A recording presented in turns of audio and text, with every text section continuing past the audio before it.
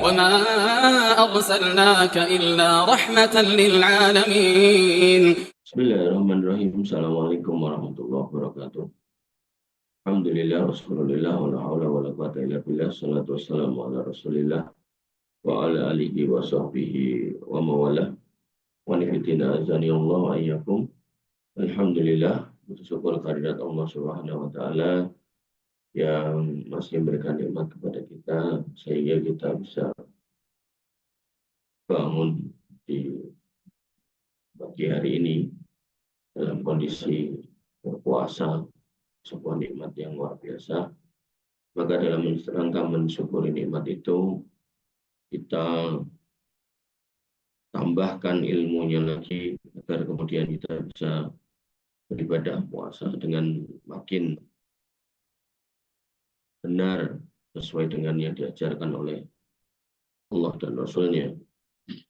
Ya Allah, kita pada pagi hari ini ganti kitab atau menggunakan kitab yang baru, yaitu kitab hadis-hadis pilihan seputar puasa dari Syekh Abdullah bin Shalih Al-Fauzan, hafizahullah ta'ala, beliau masih hidup.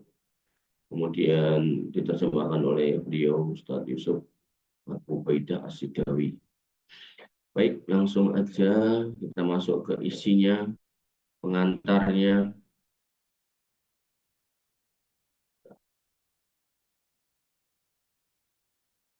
Bismillahirrahmanirrahim. Ini pengantar penterjemahnya. Alhamdulillahirrahmanirrahim. Salatu wassalamu ala rasulillahi wa ala alihi wa sahbihi wa man tabi'ahu bi ihsanin ila yaumil din. Amma ba'du, berikut ini adalah 30 hadis pilihan seputar puasa yang kami ambil dari kitab Mukhtasar Ahadits Syam karya Samahatus Syekh Abdullah bin Shalih Al-Fauzan sebagai bekal untuk menyambut bulan Ramadan agar kita bisa beribadah di bulan Ramadan berdasarkan ilmu dan tuntunan dari Rasulullah SAW. Kami pilih 30 hadis agar bisa dijadikan materi kultum atau video pendek setiap hari di bulan Ramadan, satu hadis, atau dijadikan sebagai modul daurah Ramadan. Semoga Allah memberkahi usaha kita dan bermanfaat di akhirat. Jadi kalau berdasarkan pengantarnya, beliau berharap ini dibikin sebelum masuk Ramadan, tapi nggak apa-apa. Ya, namanya ilmu, bisa dipelajari kapan aja. Baik, kalau kita lihat daftar isinya dari mulai kewajiban, hakikat, keutamaan, keistimewaan, Ramadan, terusnya sampai 30 istiqomah setelah Ramadan. Kita masuk di bab atau poin yang pertama, kewajiban puasa Ramadan. An Ibnu Umar, anna Nabi SAW qala, dari Ibnu Umar, bahwasanya Nabi SAW bersabda, bunyal Islamu ala khamsin, syahadati an la ilaha illallah wa anna Muhammadan Rasulullah, wa iqamus shalah wa ita'iz zakah wa hajjil bait wa shaumi Ramadan. Bahwasanya Nabi SAW bersabda dari Ibnu Umar radhiyallahu anhu, Islam itu dibangun di atas 5 perkara, ini rukun Islam. Yang pertama yaitu persaksian bahwa tidak ada ilah yang berhak disembah dengan benar, dengan hak. Berhak disembah dengan benar. Nama Buddha bihakin itu berhak. Jadi tambahi lagi dengan benar. Illallah, kecuali Allah, dan bahwasanya Muhammad adalah Rasulullah SAW. Kemudian mendirikan sholat, bayar haji, membayar zakat, berhaji di Baitullah, dan berpuasa di bulan Ramadan. Ini rukun Islam. Dan ini hadis riwayat Bukhari Muslim. Artinya ini dalil yang sangat sahih, sehingga bisa kita jadikan pegangan. Dan dalam hadis ini puasa diletakkan di urutan yang kelima. Nanti di hadis yang lain di urutan yang keempat. Maka nggak ada masalah ya perbedaan seperti itu. Jadi nggak usah dibikin runcing. Allah Ta'ala. Yang kedua, hakikat puasa. Nabi Hurairah taqala, dari Abu Hurairah radhiyallahu anhu, dia berkata, kalau Rasulullah SAW bersabda, kullu amal ibni Adam tu'aful hasanah asru amsali. Setiap kebaikan atau amal bajikan Ibnu Adam manusia akan dilipat gandakan 10 ila sab'i mi'ah difin, sampai 70 700 kali lipat. Allah Azza wa Jalla, Allah kemudian berfirman Azza wa Jalla, illa saum, kecuali puasa, fa innahu li, karena puasa itu untuk aku, wa ana ajzi bihi, dan aku yang akan membalasnya. Jadi semua kebaikan manusia di bulan Ramadan akan dilipat gandakan antara 10 sampai 700 tergantung Allah Subhanahu wa taala. Terserah Allah Subhanahu. Ya, jadi kalau kita baca Quran itu satu huruf 10 kebaikan, maka di Ramadan bisa jadi itu nilainya 100 itu. Illa saum, kecuali puasa. Karena puasa itu untuk Allah Subhanahu wa taala dan Allah sendiri yang akan membalasnya. Dan sebagian ulama memasukkan kategori puasa itu sebagai sebuah ibadah yang berlandaskan kesabaran, maka nanti berlaku ayat innama yuwaffas sabiruna ajrahum bighairi hisab. Pasti orang-orang sabar itu balasannya tidak ada takarannya. Jadi digunakan dalil itu, kemudian dicocokkan dengan di sini, maka balasannya terserah Allah Subhanahu wa taala. Nah, kenapa di sini disebutkan potongan hadisnya, tapi terjemahannya enggak ada. Yaitu di sini dikatakan ya ada usahwatahu wa ta'amahu min ajli. Dia meninggalkan syahwatnya, makanannya karena aku. Karena mencari ridhoku, karena mengagungkan perintahku. Jadi ini nanti yang disebut sebagai imanan wahtisaban itu. Jadi min ajli di sini nih nanti landasannya adalah imanan, penuh keimanan dan ihtisab, dan minta pahala kepada Allah Subhanahu wa taala. Jadi min ajlinya ini orang puasa itu karena Allah, bukan karena manusia, bukan karena temannya pada puasa ikut puasa. Enggak, karena Allah. Ya. Bukan juga karena nggak punya yang dimakan kemudian nggak puasa, kemudian puasa. Kalau punya terus nggak puasa, enggak, tapi karena Allah.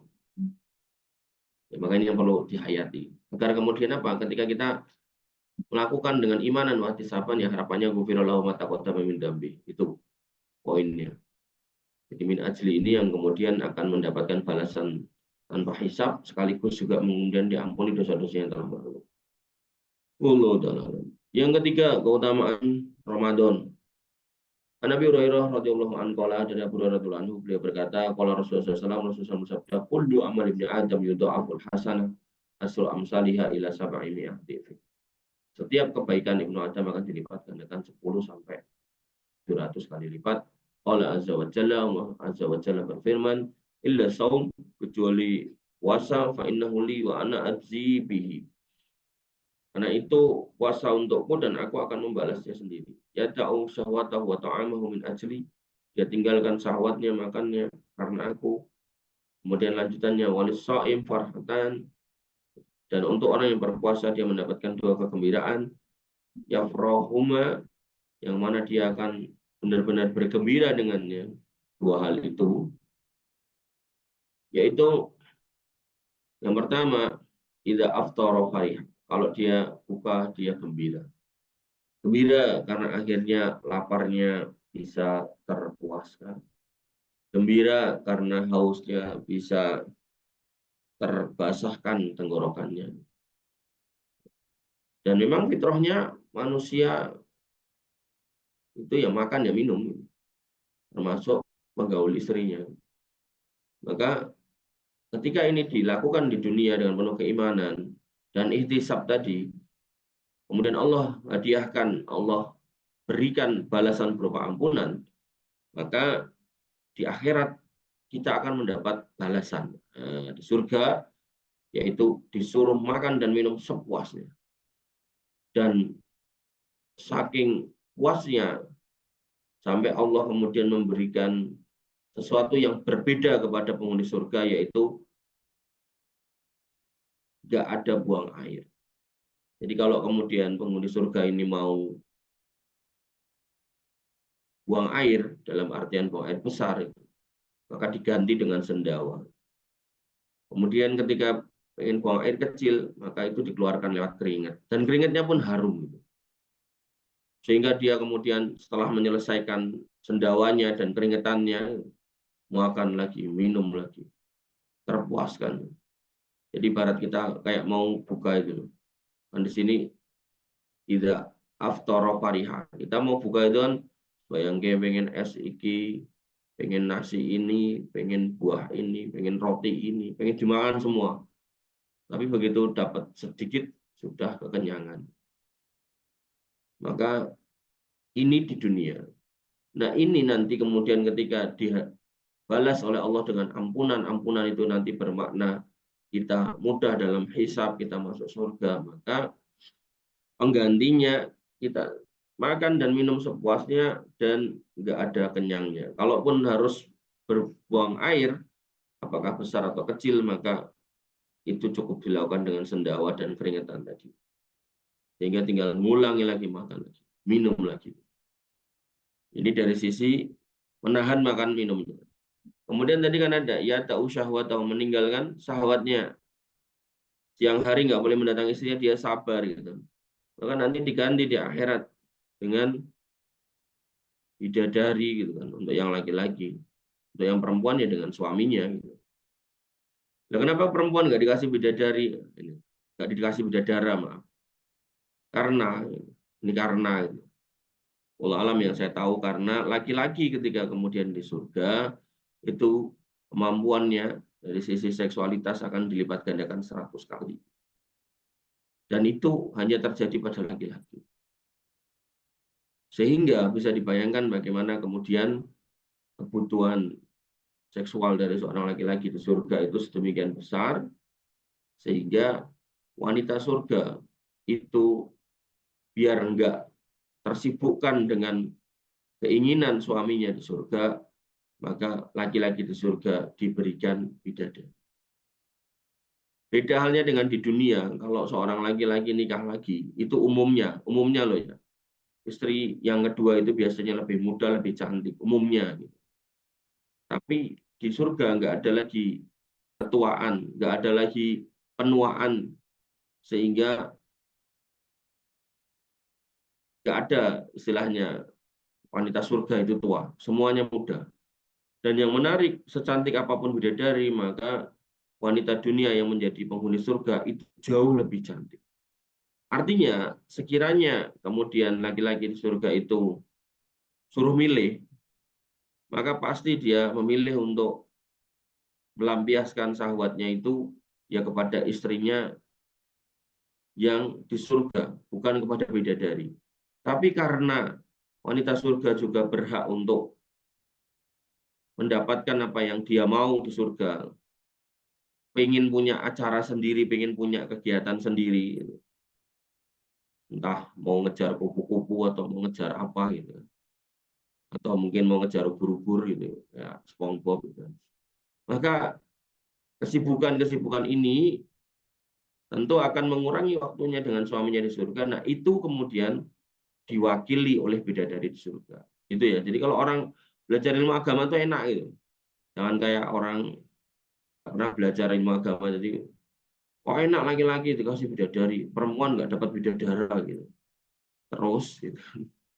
Nah, jadi kalau kita belajar enak.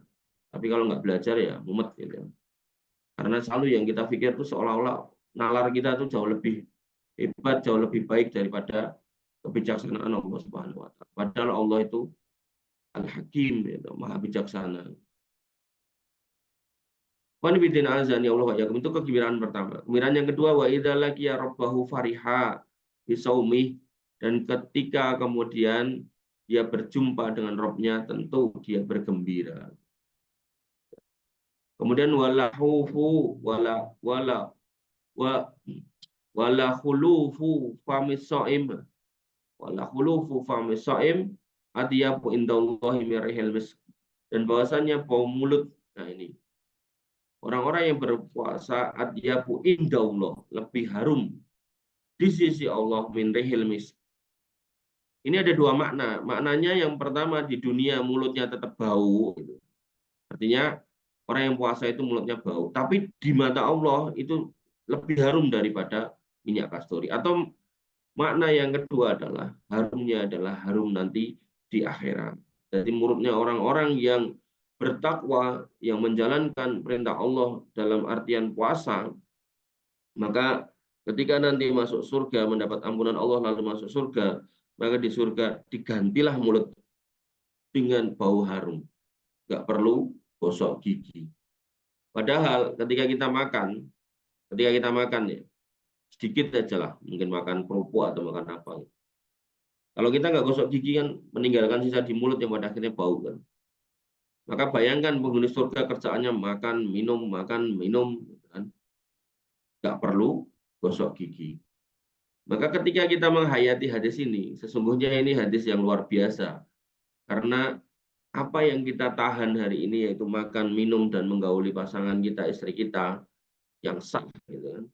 Maka itu akan diganti dengan kenikmatan yang luar biasa, yaitu kita makan, minum sepuasnya, menggauli istri kita di sana tanpa akan mengalami tua. Gitu. Dan kalau tua itu kan akan kemudian mengurangi intensitas, mengurangi kemampuan dan seterusnya. Maka di sana enggak gitu, enggak mengalami itu. Bahkan ketika Allah karuniakan tingkat seksualitas pada laki-laki sampai 100 kali lipat, maka Allah juga tambahkan bidadari surga yang akan membantu wanita surga untuk kemudian menyeimbangkan urusan seksual tersebut. Jadi dan di surga itu nggak ada rasa benci, iri gitu nggak ada. Jadi semua itu sudah dihapus oleh Allah Subhanahu Wa Taala. Jadi istri-istri suami-suami yang ada di surga itu nggak akan merasa cemburu pada bidadari. Gitu. Beda kayak di dunia gitu kan. Ada rasa cemburu, ada rasa anyel, sebel gitu kan dan seterusnya. Tapi di sana insya Allah nggak ada semua itu. Maka ketika kita mendengar kata surga, maka bayangkanlah kenikmatan yang tertinggi, yang tentu kita berharap kita bisa mendapatkannya. Ya caranya kita harus bertakwa, menjalankan perintah, menjauhi larangan Allah Subhanahu Wa Taala. Karena Allah pernah mengutus Jibril untuk melihat surga, dan Jibril mengatakan surga adalah tempat yang kalau manusia melihatnya pasti pengen masuk. Kemudian Allah berfirman kepada surga untuk menghiasi jalan menujunya dengan sesuatu yang sulit, gitu kan, dengan sesuatu yang nggak enak, dengan sesuatu yang sifatnya perjuangan. Kemudian Jibril suruh ngecek lagi, dan kemudian Jibril berkata kepada Allah Subhanahu Wa Taala, hampir-hampir saya ragu ada orang yang bisa sampai sana. Makanya di dalam Quran surat Al-Mulk dikatakan tentang Allah Subhanahu Wa Taala, waladzi khalaqal mauta wal hayata liyabluwakum ayyukum ahsanu amal. Allah yang kemudian menciptakan hidup dan mati, dan dari situlah Allah kemudian pengen tahu siapa di antara kita yang amalnya paling baik. Jadi Allah nggak nunjukkan langsung surga ke kita, neraka ke kita sebagaimana Nabi Muhammad SAW. Kita hanya diceritakan sebuah cerita, disampaikan sebuah pelajaran atau tanpa melihat gambarnya, melihat tayangannya. Karena Allah pengen tahu gitu loh, mana yang iman beneran gitu. Tapi bayangkan kalau kemudian semua orang bisa melihat surga yang benar gitu, maka ya nggak ada orang kafir. Semua akan beriman. Tapi bukan itu yang Allah inginkan. Allah menginginkan sebuah ketulusan. Makanya setan bersumpah untuk menyesatkan semua manusia, illa ibadaka minhumul mukhlasin, kecuali hambamu yang ikhlas. Ikhlas dalam beriman, ikhlas dalam beramal, ya, ikhlas dalam menjalankan semua perintah dan meninggalkan semua larangannya. Jadi nggak terbebani. Kenapa kamu kok puasa cemberut? Iya, puasa cemberut karena nggak bisa ngerokok. Nah, itu kan terbebani gitu kan. Maka apapun yang terjadi sama kita di bulan Ramadan, apakah nggak bisa melakukan kebiasaan kita, misal main bola, misal mancing, misal apa gitu, maka ikhlaskan gitu loh, ya ikhlaskan. Jangan kemudian kita rusak puasa kita dengan menambahkan rasa sebel, rasa jengkel gitu kan, karena kita kehilangan kesempatan untuk melakukan hobi-hobi yang kita lakukan selama ini. Allah. Kemudian kita masuk di poin yang keempat, keistimewaan Ramadan. Nabi Hurairah radhiyallahu an, dari Abu Hurairah radhiyallahu an, anna Rasulullah sallallahu alaihi wasallam Rasulullah bersabda, "Idza ja'a Ramadan futihat abwabul jannah wa ghuliqat abwabun nar wa sufidat syayatin." bahwasanya ketika datang bulan Ramadan dibukalah pintu-pintu surga dan ditutuplah pintu-pintu neraka. Wasufidatis sayatin, dan setan-setan dibelenggu. Maka ketika kita melihat ini kelihatan pintu surga dibuka, itu rahmat tersebar, banyak orang bersemangat untuk beribadah ke masjid, kemudian qiraah, tarawih, sholat jamaah, pengajian gitu kan. Dan pintu-pintu neraka ditutup. Orang-orang banyak yang kemudian meninggalkan kemaksiatan gitu kan. Yang tadinya nggak sholat jadi sholat, yang tadinya jarang ke masjid jadi ke masjid gitu kan. Dan setan-setan pun juga dibelenggu. Nah, maka ada orang yang bertanya kepada para ulama itu, kenapa kalau setan dibelenggu kok masih ada orang bermaksiat di hari atau di bulan Ramadan? Maka para ulama pun kemudian mengatakan bahasanya, apakah engkau tidak membaca firman Allah Subhanahu wa taala bahasanya alladzi waswisu fi sudurin nas minal jinnati wan nas. Bahasanya yang mengganggu, yang menggoda manusia itu minal jinnati wan nas, dari jin dan manusia. Sehingga manusia sendiri ada yang kemudian sudah terlalu apa ya, sudah terlalu akut gitu loh, terkontaminasi, sehingga tanpa setan suruh dia sudah bermaksiat dengan sendirinya. Dan itu benar-benar saya melihat gitu loh. Ada orang yang kemudian rumahnya nempel masjid tapi dia nggak ke masjid gitu kan. Ya, ada orang yang kemudian sampai dicari sama takmir masjid untuk ke masjid tapi dia juga nggak ke masjid itu. Maka hal-hal seperti ini hakikatnya ya setan itu nggak usah goda dia, berarti dia udah otomatis mengikuti atau otomatis sudah akhlaknya itu udah rusak gitu kan. Maka perlunya hidayah untuk mengembalikan kepada fitrah yang benar itu ya, yaitu itu perlunya bermajelis ilmu akan memperbaiki diri. Sehingga umumnya Ramadan untuk orang berbuat baik, meninggalkan yang buruk karena setannya dibelenggu. Tapi kok masih ada anak-anak muda yang tawuran, anak-anak muda yang trek-trekan, anak-anak muda yang nyalakan petasan gitu kan.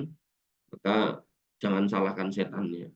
Mungkin mereka sudah benar-benar kesurupan atau benar-benar sudah otomatis autopilot mengikuti apa yang selama ini diperintahkan oleh setan walaupun setannya dibelenggu. Ya, maka berbahagialah kita menjadi orang-orang yang kemudian ada di majelis ilmu, bukan ada di tempat-tempat yang justru jauh dari ilmu. Wallahu taala. Yang kelima, menghidupkan Ramadan. Nabi SAW bersabda dari Abu Hurairah radhiyallahu anhu, anna Rasulullah SAW qala, bahwa Rasulullah bersabda, man qama Ramadan imanan wa ihtisaban ghufira lahu ma taqaddama min dambi. Siapa orang yang qama, berdiri, menghidupkan bulan Ramadan dengan iman dan ihtisab, ghufira lahu ma taqaddama min dambi, maka akan diampuni dosa-dosanya yang telah lalu. Gampangnya ginilah, kalau misal habis isya atau habis tarweh, kamu belum bisa tidur gitu, ya maka kamu ke sana tuh Masjid Fatimah. Di Masjid Fatimah itu ada Qiyamul Lail jam 11 malam tuh, sampai jam setengah 1. Maka ke sana ikut itu. Untuk ngisi waktu daripada kemudian kamu cuma main HP, main game gitu kan, nggak penting gitu kan. Nah, maka ikut gitu kan. Nanti setengah 1 sampai rumah udah ngantuk tidur, bangun sahur. Maka malam hari Ramadan jangan disia-siakan dengan tongkrongan, dengan permainan-permainan yang sia-sia, apalagi sampai sifatnya maksiat gitu kan. Maka ya miris gitu loh. Kalau kemudian ya gampangnya di Solo lah gitu. Itu masjid-masjid isinya mbah-mbah, anak-anak mudanya nggak ada atau jarang, ya. Tapi mereka malah nongkrong di depan balai kota, dari mulai depan BNI sampai patung Geladak gitu kan, untuk nonton pertandingan bola yang bisa di rewind atau yang bisa di share ulang gitu. Ya. Saya juga senang bola gitu, tapi ya senangnya ngeliat highlight aja gitu. Ya. Karena apa yang terjadi ya sudah selesai kan. Maksudnya mau ditonton pas live-nya sama nanti kalau udah selesai kan sama aja gitu. Nggak akan merubah apapun itu. Maka ya kita harusnya cerdas saja kalau memang punya hobi ya toh. Jangan sampai kemudian kita menyia-nyiakan Ramadan hanya karena itu. Dan itu anak muda banyak itu, ratusan, mungkin ada kali 1000 mungkin. Ya sayang gitu kan. Makanya saya di mana-mana kalau isi kajian tuh ya, saya ingatkan bapak ibu yang di mana bapak anak jenengan, di mana ibu anak jenengan. Di sini ada enggak gitu. Tolong dilihat kiri kanan, ada enggak gitu. Kalau enggak ada, usahakan ada. Karena itulah aset kita di masa depan. Mereka adalah tabungan kita, mereka adalah peluang kita untuk mendapatkan rahmat Allah lebih besar. Jadi kalau mereka nggak ada ya rugilah kita sebagai orang tua.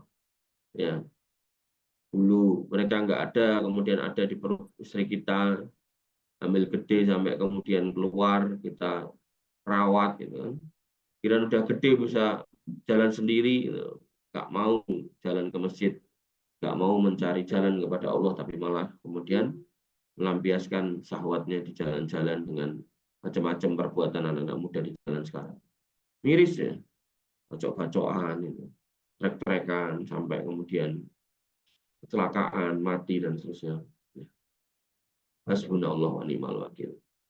Kita sampai di poin yang ke-6, pahala membaca Al-Qur'an. Nabi Umamah, Nabi sallallahu alaihi wasallam qala, bahasa Nabi SAW bersabda, "Iqra'ul Qur'an fa innahu ya'ti yaumal qiyamah syafi'an li ashabi." Dari Abu Umamah Al-Bahili, dia berkata, bahasa Nabi SAW bersabda, bacalah Quran karena ia akan datang pada hari kiamat kelak untuk memberikan syafaat kepada pembacanya. Jadi syafaat ini adalah kondisi di mana dia akan membantu kita gitu. Dia akan meminta rahmat Allah gitu untuk kita gitu.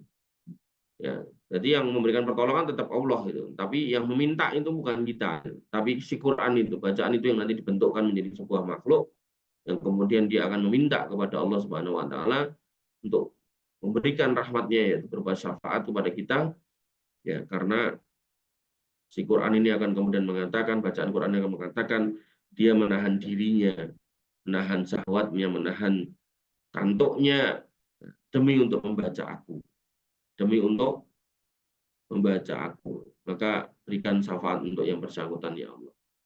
Ya, oleh karena itu maka bersemangat ya baca Quran ya. Kalau nggak baca ya menghafalkan. Kalau nggak membaca, nggak menghafalkan ya mempelajari gitu loh. Baca enggak, ngapalkan enggak, dengerin orang kajian tafsir ya enggak, gitu kan. Main game, gitu kan, Masya Allah. Ya, jangan disia-siakan hidup kalian, ya toh. Ya, memang benar hidup cuma sekali. Justru karena cuma sekali itu jangan kemudian disia-siakan. Ya, jangan main game, jangan main HP yang nggak berguna, apalagi sampai nonton film-film yang nggak jelas gitu kan, film porno, naudzubillah.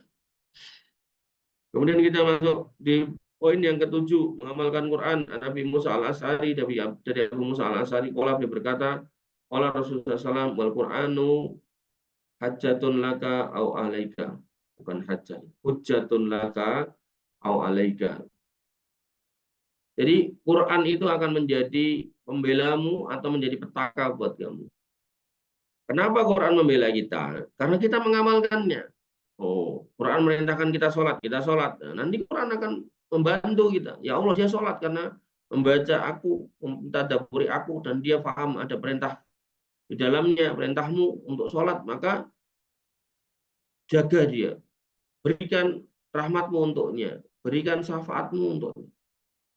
Atau menjadi petaka buatmu, yaitu apa? Ada larangan minum khamr kok malah minum khamr. Ya, maka Quran pun akan justru mungkin memintakan adab kepada Allah Subhanahu wa taala.